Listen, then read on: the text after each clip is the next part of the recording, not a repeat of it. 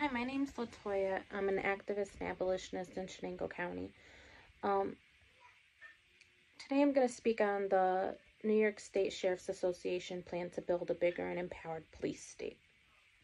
On July 15th, the New York State Sheriff's Association released 10 legislative proposals as a response to the Black Lives Matter movement demands to defund the police and reinvest in community health, and a series of bills passed in New York State that banned chokeholds, opened police disciplinary records to public scrutiny, and created more police accountability mechanisms.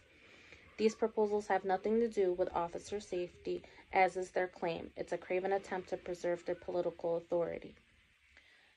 There were 10 that were brought up. 7 of them went to legislation.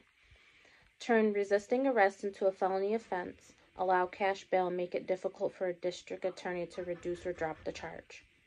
Make it illegal to be within 25 feet of a cop. Increase the level of seriousness of various assaulting police officer charges.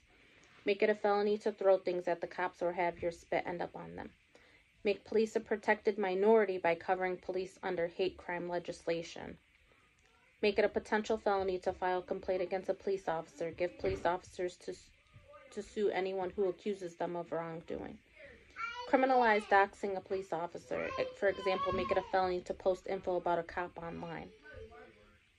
Make it a felony to be within 100 yards of a cop's house or to follow a cop. Give $500,000 payout to cops who are injured or die on the job. And to turn May 15th into a state holiday to memorialize police officers who have died on the job. So what's the problem with these proposals? They make it more dangerous for people that are out there protesting, people that are the most marginalized, people that depend on the bail reform to be able to be at home with their families. Some of the charges they're trying to raise into felonies.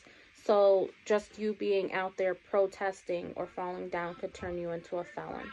Filming, the people who filmed George Floyd murder could be charged with a felony if these laws were to be passed. New Yorkers do not need a bigger police state. We need protection from the police and investments in public health.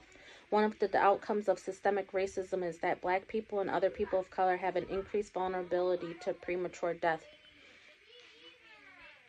The Southern Tier-wide People's Protection Plan Coalition is dedicated to listening and collectively developing effective responses to overlapping crises within our communities.